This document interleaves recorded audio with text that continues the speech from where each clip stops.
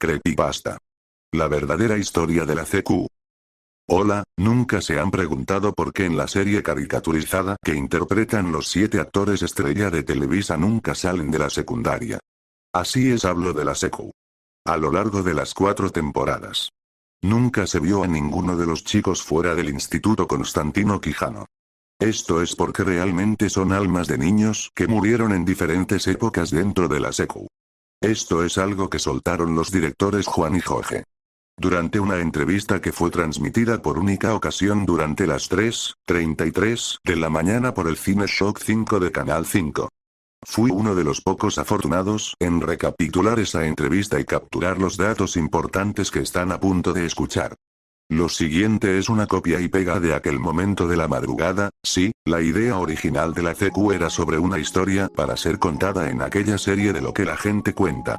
Iba a ser una miniserie de 8 episodios que giraban en torno a diferentes eventos paranormales que se conectaban con la muerte de 7 adolescentes. Sin embargo, fue rechazada la idea, puesto que estaba próxima la cancelación de la serie, y no daría cabida a implementar el guión que había escrito para dicha miniserie. En esta parte el entrevistador pregunta si puede contar más sobre aquel guión original. A lo que Jorge responde: claro, de hecho, para esta entrevista tenemos aquí a mano una copia de ese guión con la historia alternativa de los personajes que muchos ya conocen. Tras decir esto se pasó el dedo por el culo y empezó a hojear el libreto.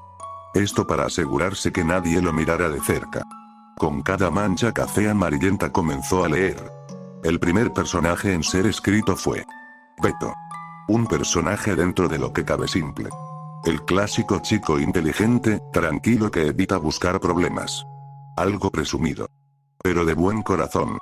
Siento un principal objeto de burla por los tecnicismos o datos curiosos que solía soltar. Siendo una biblioteca andando. En la versión original, Beto no estaría tan alejado de su versión final. El cambio más notorio sería que sería aún más retraído e incluso diría frío. Esto debido a problemas que tenía con su padre, debido a la exigencia enfermiza que ejercía sobre él ante las calificaciones y actividades extracurriculares. De no cumplir con las expectativas u órdenes de su padre. Este no tenía reparos en recurrir a la violencia. Por ende, terminaría pasando gran parte del día en la escuela mayormente a la fuerza que por gusto propio. Una forma peculiar de castigo al sentirse brutalmente comprometido, pero al mismo tiempo su salvación al estar lejos de casa. Es aquí donde conocería principalmente a Monche, quien siendo el payaso de clase intentaría acercarse a él al verlo paseando solo la gran mayoría del tiempo. Sus primeras interacciones no serían agradables. Beto pidiéndole que lo deje en paz. Mientras Monche intentando entender por qué era tan cabrón. El siguiente personaje, Monche. Este bueno es claro lo que pasa con él. Ser el payaso de clase. Buscando atención. Hacer saber al mundo que él existe. Es el fruto podrido brindado por la depresión. Debajo de la máscara falsa de papel, ocultaba el rostro de un adolescente que se sentía perdido en el mundo. Siendo un chico hiperactivo y con TDAH. Requiriendo más paciencia que un chico convencional. Prontamente se sintió desconectado de su familia. De sus padres más específicamente. Puesto que solo recibía regaños y palabras que le dolían. Al momento solo sonreía con inocencia, pero cada palabra se hacía ecos en su mente. En la escuela es donde terminó encontrando su lugar. Haciendo reír a quienes lo necesitaban.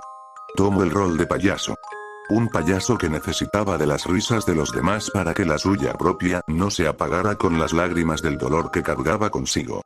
Aunque esta forma de ser le causara problemas y terminara en más de una ocasión en detención.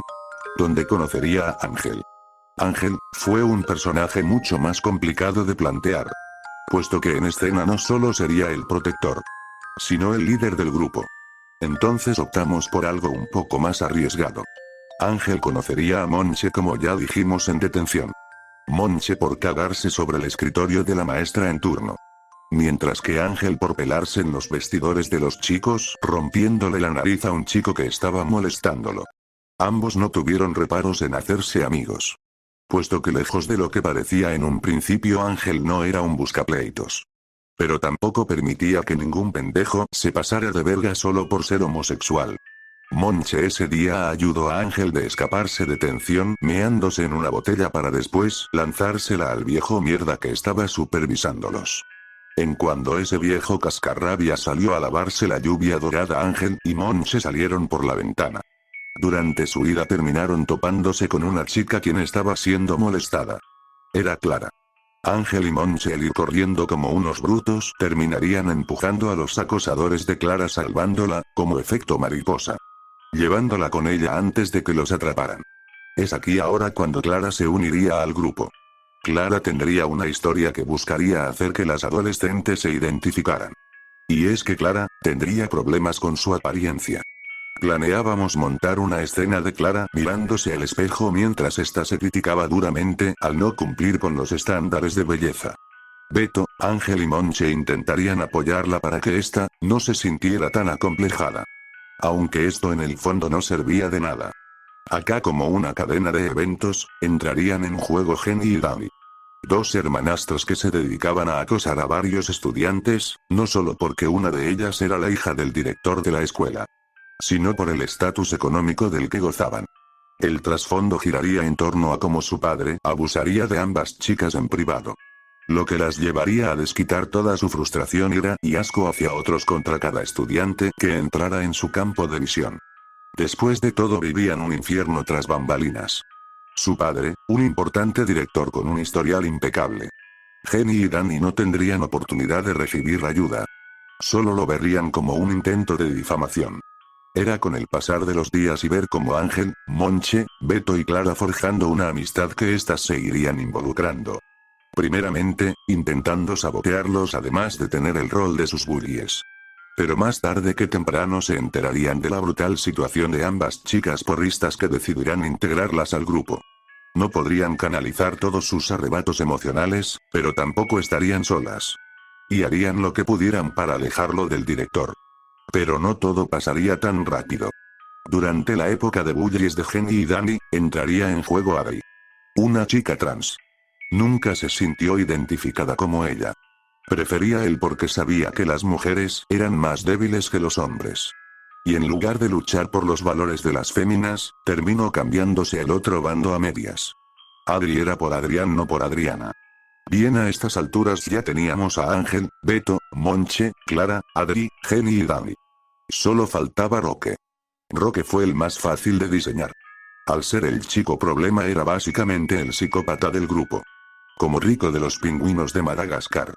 Roque venía de una familia de delincuentes como el gorila que toca el piano en la película de Sin.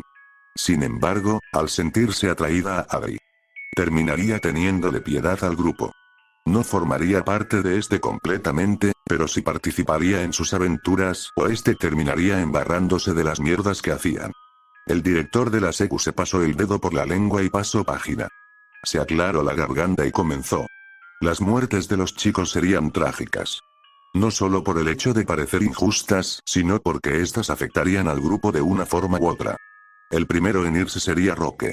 Su vida de malos hábitos, malas elecciones, andando por el camino de la delincuencia juvenil. Lo llevó a ser balaceado afuera de la secu por miembros de la pandilla rival en la que estaba.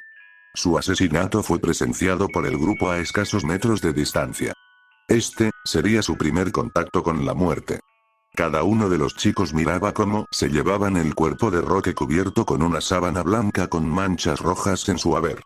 Muchos profesores intentaban calmar a los alumnos, pero era básicamente inútil. ¿Cómo podían justificar el siniestro que ocurrió delante de sus propios ojos? Ni siquiera Monche. El joven de zapatillas de colores diferentes simplemente estaba quieto en silencio intentando procesar la escena.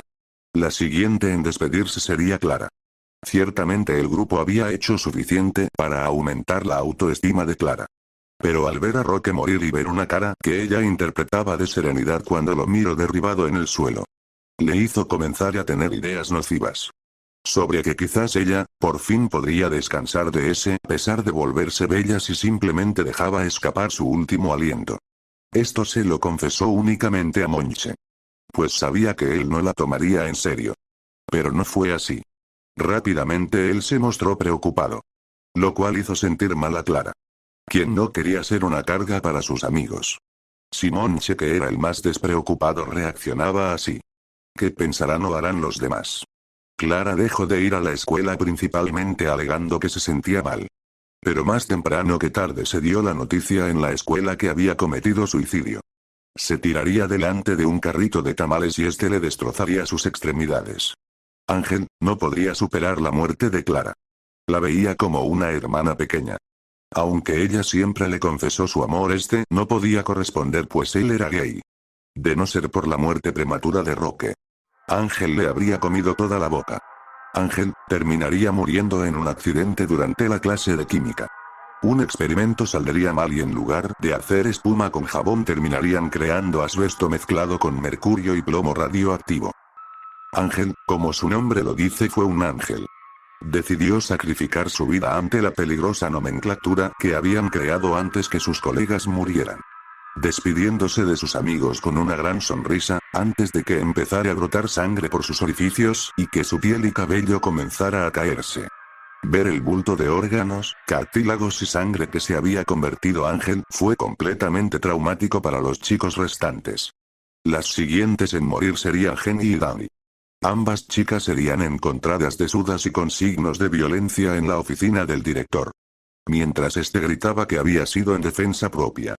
Una investigación arrojó que el director de la secu se había aprovechado de ambas estudiantes, pero al resistirse durante el acto este acabaría matando a una con un golpe en la cabeza y a la otra estrangulándola. Desafortunadamente para todos. El directo bastó con soltar un buen fajo de billetes para quedar impune. Haciendo pasar que Jenny y Dani habían sido desaparecidas por un grupo criminal. Monche, Beto y Adri eran los únicos restantes. Monche y Adri habían sido los únicos en dejar de ir a la secu tras el incidente de Jenny y Dani. Por ser tan injusto. ¿En qué clase de mundo podríamos vivir, donde toda vida puede tener un costo? Y no solo eso, sino que cuánto puede costar arrebatar una vida. Parecía una completa locura como alguien podría ir conduciendo por la vida y atropellar a inocentes para después quedar impune. Beto aún era obligado a ir, aunque deseaba acompañar a sus amigos en su luto. Sin embargo, el único en regresar fue Monche. Adri murió al pasar por una construcción y ser aplastada por una pila de ladrillos. La negligencia de un par empleados terminó con una joven vida. No solo bastando con eso, un montón de perros callejeros descuartizarían su cuerpo. Ahora solo eran Beto y Monche. Monche. Sí, Monche. Él simplemente no pudo soportarlo más ver a cada uno de sus amigos irse uno a uno, lo derrotó. Así que en medio de una clase dijo que había encontrado la forma de reunirse con sus amigos. Entonces sacó un arma de su mochila y se disparó en la cabeza. El salón gritó en oro mientras Beto miraba inerte el cuerpo de su mejor amigo con sus lentes manchados de sangre. Beto tampoco pudo más. Pero él no tenía los cojones de quitarse la vida. Así que por primera vez dejó de asistir a clases. Esto enfureció a su padre, puesto que estaba supuestamente arruinando su futuro. Beto. Aún así, se negó a ir. Ya no tenía motivos para presentarse. Su padre, en un ataque de cólera, tomó un palo de golf y comenzó a pegarle. Pero al no ser suficiente le echó gasolina encima y le prendió fuego. Es entonces, en la CQ, donde terminarían a parar las almas de 7 chicos cuyo destino estaba marcado por la desgracia, el infortunio, la tristeza.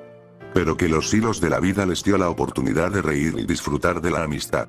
Es por eso cuando vuelvas a ver esta serie, y veas sus chuscas aventuras, recuerda a todo lo que representan. Así que cuando veas a tus amigos, abrázalos, no sabes cuándo podrían morir.